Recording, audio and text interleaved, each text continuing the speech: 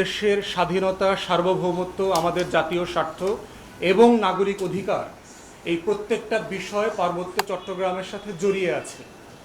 এবং হিস্টোরিক্যালি যদি আপনারা দেখেন, শত শত বছর থেকে মানুষ এখানে বসবাস করেছে এবং মুঘল এম্পায়ার থেকে আমরা দেখেছি, ব্রিটিশ আমলে দেখেছি, এখানে বেশ কিছু টেনশন সবসময় চলেছে এবং বিভিন্ন আইনের মাধ্যমে এই টেনশনগুলোকে অ্যাড্রেস করবারও চেষ্টা হয়েছে। 60-এর দশকে আপনারা জানেন যে আমাদের যে কাপ্তাই লেক আছে এখানে 50-54 মেগাওয়াটের একটা পানি বিদ্যুৎ প্রকল্প করবার আয়োজন করা হয় এবং চাকমা জনগোষ্ঠী থেকে শুরু করে অনেক নৃতাত্ত্বিক সংখ্যালঘু জনগোষ্ঠী অঞ্চলে বাস করতেন। তাদেরকে তখন এখান থেকে যেহেতু উচ্ছেদ করে এই কাপ্তাই লেক করতে হয়েছে, এই জনগোষ্ঠীর ক্ষতিপূরণ এবং পুনর্বাসন নিয়ে একটা বড় বিতর্ক তৈরি হয় এবং একটা বঞ্চনার ইতিহাসও তৈরি হয়। এবং আপনারা জানেন যে এই চাকমা জনগোষ্ঠীর একটা বড় জনগোষ্ঠী পরবর্তীতে ভারত অংশে চলে যায়। যে অংশের স্টেটমেন্ট আপনারা দেখেছেন যে চাকমাদের একটা গ্রুপ যারা ইন্ডিয়াতে থাকেন, তারা ভারতের প্রধানমন্ত্রীর কাছে চিঠি লিখেছেন গত কয়েকদিন আগে। চিঠি লিখে তারা তাদের নিরাপত্তার দাবি তুলেছেন এবং বাংলাদেশে যে তারা দাবি করেছে যে আমাদের চট্টগ্রাম অঞ্চলে, পার্বত্য চট্টগ্রাম অঞ্চলে নাকি অসংখ্য চাকমা সম্প্রদায় এবং অন্যান্য সম্প্রদায়ের মানুষকে হত্যা করা হয়েছে, এগুলোর বিচার চেয়েছেন। তো সেই জায়গা থেকে আমরা দেখলাম যে জনসংহতি সমিতির যে আন্দোলন ছিল আপনার 72-এর দশকে, কাপ্তাই লেকের পরে বড় সংকটটা তৈরি হয় আওয়ামী লীগের প্রথম আমলে, শেখ মুজিবুর রহমান যখন শাসন করছিলেন। বাংলাদেশের সংবিধান যখন তৈরি হয় তখন আপনারা জানেন যে আওয়ামী লীগ একটা মূলনীতি যোগ করে, সেটা হচ্ছে বাঙালি জাতীয়তাবাদ। এইটার প্রেক্ষিতে তখনকার যারা নৃতাত্ত্বিক জনগোষ্ঠী আছেন তারা দাবি করলো যে আমরা সবাই বাংলাদেশি, এটা হতে আমাদের কোনো আপত্তি নাই, কিন্তু আমরা তো বাঙালি না, আমাদের নিজস্ব জাতিসত্তা আছে, আমরা কেউ চাকমা, আমরা কেউ মারমা, আমরা বাংলাদেশি কিন্তু আমরা অনেকে সাঁওতাল, আমরা বাংলাদেশি কিন্তু আমরা মারিন্ডি। তো এই ধরনের অসংখ্য জাতিগোষ্ঠীর পরিচয়কে তখন আমাদের সংবিধান ধারণ করতে পারে নাই, যে কারণে ওখানে একটা টেনশন তৈরি হয় এবং চাকমাদের একটা প্রতিনিধি দল এবং অন্যান্য সংখ্যালঘু জনগোষ্ঠীর যে প্রতিনিধি দল তারা শেখ মুজিবুর রহমানের সাথে এসে দেখা করেন। উনি এই সমস্যাটার সমাধান না করে সকলকে বাঙালি হয়ে যেতে বলেছিলেন, যে তোমরা বাঙালি হয়ে যাও, তাহলে কোনো সমস্যার সমাধান থাকছে না। এটা অবশ্যই অত্যন্ত অপমানজনক কথা ছিল যে আমাকে যদি সাডেনলি, আমি বাঙালি, আমাকে যদি বলা হয় তুমি বিহারি হয়ে যাও, তুমি রোহিঙ্গা হয়ে যাও, তুমি চাকমা হয়ে যাও, এটা আমাদের সবার জন্য অত্যন্ত দুঃখজনক এবং অপমানজনক। এই দুইটা ঘটনাকে কেন্দ্র করে আমরা দেখলাম 70-এর 80-র দশকে এবং 90-এর দশকে সশস্ত্র আন্দোলন পাহাড়ে শুরু হয়, যেটা পরবর্তীতে চুক্তির মাধ্যমে, আইনের মাধ্যমে মিটিগেট করা হয় এবং থেমে থেমে এই সংকটগুলো বারবার ফিরে আসছে। সম্প্রতি যে উসিলাতে আপনার এই ঘটনাটা ঘটলো, আপনারা দেখলেন সম্ভবত বৃহস্পতিবার রাতে একজন বাঙালি যুবক মামুন নামে, তাকে রাত 2:30টার দিকে ফোন করে ডেকে নেওয়া হয়। তার বিরুদ্ধে অভিযোগ ছিল যে তিনি নাকি একটা মোটরসাইকেল চুরি করেছেন এবং এই অভিযোগে তাকে পিটিয়ে মারা হয়। এবং আজকে দেখলাম যে তার স্ত্রী যে মামলাটা করেছে, সেই মামলাতে যে 3 জনকে আসামি করা হয়েছে, এই 3 জন বাঙালি এবং আওয়ামী লীগের নেতা। কিন্তু দুঃখজনকভাবে হলেও সত্য দেখলাম যে এই ঘটনাটা কেন্দ্র করে বৃহস্পতিবারের পরের যে ঘটনাগুলো ঘটেছে, সেই ঘটনাটা আর বাঙালি খুনের মধ্যে থাকে নাই, সেটা বাঙালি পাহাড়ি জনগোষ্ঠীর মধ্যে টেনশনে চলে গেল। এই ঘটনাটাকে কেন্দ্র করে দেখলাম যে আমরা বান্দরবন, খাগড়াছড়ি, রাঙামাটির বিভিন্ন জায়গায় পাহাড়ি জনগোষ্ঠীর দোকান পাট, ব্যবসা বাণিজ্য, তাদের মন্দিরে আক্রমণ করা হয়েছে। তারাও কাউন্টার বাঙালিদের বাড়ি ঘর, দোকান পাট, ব্যবসা বাণিজ্য, মসজিদ আক্রমণ করে মসজিদ জ্বালিয়ে দেওয়া, পুড়িয়ে দেওয়া ঘটনাগুলো ঘটেছে। এবং আপনারা দেখলেন যে বাঙালি মামুন হত্যার পরে চাকমাদের জনগোষ্ঠীর ভিতর থেকে 3 জন চাকমা মারা গেছেন এবং 50-এর উপরে আহত হয়েছেন। বাঙালিদের মধ্যেও এই বিশাল আহত হবার সংখ্যা আছে। তাহলে এই যে চক্র দেখতে পাচ্ছি, এটা নিয়ে আমরা বোধ করছি যে এবি পার্টির পক্ষ থেকে জাতিকে জানানো প্রয়োজন আছে যে আসলে কি হচ্ছে এবং কি হওয়া উচিত। তো সেই জায়গাতে এবি পার্টির প্রথম বক্তব্য হচ্ছে, বাংলাদেশের সীমানায় যারা বাস করেন তারা সবাই বাংলাদেশি। বাংলাদেশের সংবিধান তাদের পরিচয় ঠিক করে দিয়েছে, তারা সবাই বাংলাদেশি। এবং এই বাংলাদেশি হওয়ার পরে কেউ সমতলি হতে পারেন, কেউ পাহাড়ি হতে পারেন, কেউ বাঙালি হতে পারেন, কেউ বিহারি হতে পারেন, তিনি চাকমা হতে পারবেন, মারমা হতে পারবেন, খাসিয়া হতে পারবেন, সাঁওতাল হতে পারবেন, মারিন্ডি হতে পারবেন, যত জনগোষ্ঠী আছে যার যার আত্মপরিচয়ের, জাতিসত্তার যে পরিচয়, এর শতভাগ ধারণ করবার পুরো অধিকার আমাদের সংবিধান আপনাদেরকে দিয়েছে। অতএব আমরা যেটা বারবার বলছি আমাদের পক্ষ থেকে, যে এই সংকটকে আমরা শুধুমাত্র পাহাড়ি বাঙালি আকারে আমরা পড়তে রাজি না। এখানে আমরা দেখতে পাচ্ছি যে বাংলাদেশের নাগরিকদের মধ্যে খুন খারাপি হচ্ছে, সহিংসতা হচ্ছে, সংবিধান এবং দেশের আইন মোতাবেক এটাকে হ্যান্ডেল করতে হবে। দ্বিতীয় বক্তব্য হচ্ছে, যারা খুন হয়েছেন তাদের সবার ব্যাপারে আমরা তীব্র নিন্দা জানাই, পরিবারের প্রতি আমাদের শোক সমবেদনা আছে এবং সুষ্ঠু তদন্তের মাধ্যমে বিচার করা দরকার।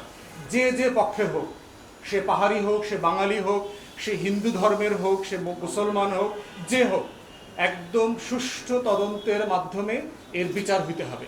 এটা আমাদের দ্বিতীয় বক্তব্য। তৃতীয় বক্তব্য হচ্ছে, একটা বিতর্ক দেখতে পাচ্ছেন আপনারা, এটাকে কেন্দ্র করে, সেটা হচ্ছে আদিবাসী কে এবং সেটলার কে। বাংলাদেশে বহু বছর থেকে পাহাড়ি জনগোষ্ঠীকে এবং নৃতাত্ত্বিক সংখ্যালঘু জাতিগোষ্ঠীকে আদিবাসী বলে বাঙালিদেরকে অপরায়ণ করবার একটা চেষ্টা আছে। আমাদের বক্তব্য হচ্ছে, এই সেটলার এবং ইন্ডিজিনাস যে আইডিয়াটা হচ্ছে ইউরোপিয়ান আইডিয়া। আপনারা যারা নোম চমস্কির লেখার সাথে পরিচিত, তালাল আসাদের লেখার সাথে পরিচিত, আপনারা জানবেন এগুলো হচ্ছে ইউরোপিয়ান কলোনিয়াল সেটলার স্টেট আছে। ব্রিটিশরা তা একসময় ষোড়শ সপ্তদশ শতাব্দীতে তাদের যারা সিরিয়াস ক্রিমিনাল থাকতো সমাজে, তাদেরকে তারা লন্ডনের জেলে রাখতো না, তাদেরকে নির্বাসনে পাঠিয়ে দেওয়া হতো অস্ট্রেলিয়াতে এবং নিউজিল্যান্ডে। এই নির্বাসিত ক্রিমিনালদের দেশে পরিণত হয়েছে অস্ট্রেলিয়া এবং নিউজিল্যান্ড। অতএব ওইখানে আলোচনাটা আছে যে আজকে সাডেনলি অস্ট্রেলিয়া এবং নিউজিল্যান্ডটা সাদা মানুষের দেশে পরিণত হলো কিভাবে। তারা পরিণত হয়েছে, অস্ট্রেলিয়ার যারা অ্যাবরিজিনস আছেন, নিউজিল্যান্ডের যারা মাওরি জনগোষ্ঠী আছে, তাদেরকে লক্ষ লক্ষ হিসেবে মানে নৃশংসতম গণহত্যা করে এই সাদা ইউরোপিয়ানরা এই দেশগুলো দখল করেছে। অতএব এই দখল করার প্রেক্ষিতে আলোচনা এসছে যে এই দেশগুলোর অরিজিনাল মানুষ কারা আর সেটলার কারা।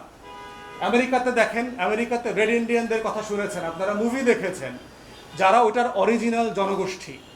ইউরোপিয়ানরা সারা ষোড়শ সপ্তদশ অষ্টদশ শতাব্দীতে যুদ্ধ বিগ্রহ অভাব অনটন থেকে বাঁচার জন্য তারা আমেরিকা থেকে সেটেল করেছে, কানাডাতে সেটেল করেছে।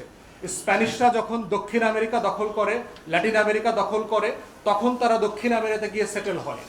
অতএব তারা ওই অঞ্চলের জনগোষ্ঠী ছিল না, তারা অন্য দেশ থেকে গিয়ে সেটেল করেছে। বাঙালিরা এই দেশের মানুষ, তারা চট্টগ্রামে থাকলে, পার্বত্য চট্টগ্রামে থাকলে তারা সেটলার হয় না। কারণ পার্বত্য চট্টগ্রামের যারা পাহাড়ি জনগোষ্ঠী, তাদের বয়স 250 বছর, 300 বছর, 350 বছর।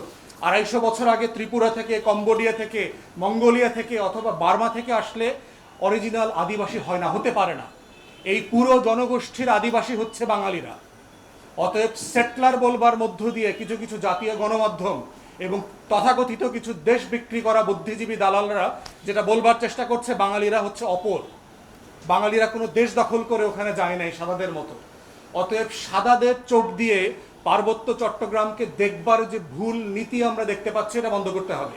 এটা বাংলাদেশের স্বাধীনতা, সার্বভৌমত্ব এবং আমাদের জাতীয় স্বার্থের পরিপন্থী।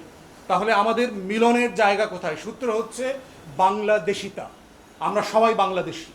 যে যেখান থেকে 250 বছর আগে আসছেন, যে যেখান থেকে ত্রিপুরা থেকে আসছেন, যে যুদ্ধ থেকে পালায়া বায়ানমার থেকে, বার্মা থেকে আসছেন অথবা মঙ্গোলিয়া থেকে আসছেন, আপনারা সবাই এখন বাংলাদেশি। আপনারা শত শত বছর ধরে এখানে আছেন। অতএব আপনাদের জাতিসত্তার অধিকার আছে, আপনাদের নাগরিক অধিকার আছে। এই প্রত্যেকটা অধিকার আমরা স্বীকার করি এবং আমরা বারবার দাবি করেছি তত্ত্বাবধায়ক সরকারকে সিরিয়াসলি তদন্ত করে কোথায় কোথায় অন্যায্যতা হচ্ছে এটার সমাধান করতে হবে। চতুর্থ বক্তব্য হচ্ছে যে সারা দুনিয়াতে আমরা দেখেছি যে জাতিগত বিভেদ এবং যে টেনশনগুলো আছে, এগুলোকে যুদ্ধ করে, মারামারি করে, সামরিক বাহিনীর অস্ত্র দিয়ে এটা সমাধান হবে না। এটা সমাধান হচ্ছে রাজনৈতিক প্রসেসে প্রত্যেক সম্প্রদায়ের সাথে আলাপ আলোচনা করে, কার কোথায় ক্ষোভ আছে, বঞ্চনা আছে, না পাওয়ার কষ্ট আছে, সেই কষ্টগুলোকে অ্যাড্রেস করতে হবে। এই জন্য আমরা দাবি করছি আজকে এবি পার্টির তরফ থেকে যে একটা ট্রুথ অ্যান্ড রিকনসিলিয়েশন, একটা ন্যায় কমিশন গঠন করেন এই ন্যায় কমিশনের কাজ হবে, সারা দুনিয়াতে এই ঘটনাগুলো ঘটেছে, কানাডাতে ঘটেছে, কম্বোডিয়াতে ঘটেছে, মিয়ানমারে চেষ্টা করা হচ্ছে, সিয়েরা লিওনেতে হয়েছে, কঙ্গোতে, রুয়ান্ডাতে হয়েছে। এই জাতিগত সংঘাতগুলোকে আলোচনার মধ্য দিয়ে কার কি প্রাপ্যতার ঘাটতি আছে সেটা অ্যাড্রেস করেন, সবার কষ্টের কথাগুলো শোনেন। চাকমা সম্প্রদায়ের কষ্ট কোথায়, মারমা সম্প্রদায়ের কষ্ট কোথায়, সাঁওতাল, মারিন্ডি অথবা খাসিয়া সম্প্রদায় অথবা অন্যান্য যারা জাতিগোষ্ঠী আছে, কুকি, চীন যারা আছে, প্রত্যেকটা জনগোষ্ঠীর কষ্টের কথা আমাদের শোনা দরকার, এই বঞ্চনাগুলোকে অ্যাড্রেস করা দরকার। সেক্ষেত্রে প্রয়োজন হলে আমরা বলেছি যে আন্তর্জাতিকভাবে এই ধরনের ন্যায় কমিশন পরিচালনা করবার অভিজ্ঞতা যাদের আছে, যেই সকল ব্যক্তিরা বিশেষজ্ঞ আছেন, তাদের পরামর্শ নেন, তাদেরকে আপনারা অ্যাপয়েন্ট করেন। তাদের থেকে আমরা শিখতে চাই, জানতে চাই, বুঝতে চাই। কারণ এই রাষ্ট্রটাকে মারামারি এবং সহিংসতার মধ্য দিয়ে আমরা এগিয়ে নিতে পারবো না। সকল নাগরিককে তার অধিকারের মধ্য দিয়েই শুধুমাত্র রাষ্ট্রকে এগিয়ে নেওয়া যাবে। এবং মাথায় রাখতে হবে যে হ্যাঁ, সত্য এখানে বিদেশি ষড়যন্ত্র আছে, এটা সত্য যে বিদেশিরা এখানে অস্ত্র প্রশিক্ষণ দিচ্ছে, এটা সত্য যে বিদেশিরা প্রশিক্ষিত অস্ত্র দিয়ে এখানে টেরোরিস্ট সংগঠন করছে, সন্ত্রাসী সংগঠন করে বাংলাদেশে অস্থির করবার চেষ্টা করছে। কিন্তু এটাও মাথায় রাখতে হবে, যদি ন্যায্য ক্ষোভ এবং বঞ্চনাকে আপনি অ্যাড্রেস না করেন, তাহলে বিদেশিরা সুযোগ নেবে, সুযোগ নিতে পারবে। অতএব রাষ্ট্র হিসাবে, জাতি হিসাবে আমাদের দায়িত্ব হচ্ছে বিদেশিরা যেন ষড়যন্ত্র করতে না পারে, অভাব অনটন নিয়ে যেন কোনো ফ্যাসিলিটি দিতে না পারে। কেন বিদেশি এনজিওকে আইসা ওখানে গির্জা করে দিতে হবে, হাসপাতাল করে দিতে হবে, মন্দির করে দিতে হবে? আপনার রাষ্ট্রের নাগরিকের যদি হাসপাতাল লাগে, মসজিদ লাগে, মন্দির লাগে, গির্জা করতে হয়, আপনার ট্যাক্স, আমাদের ট্যাক্স পেয়ারের টাকা দিয়ে কেন করবে না?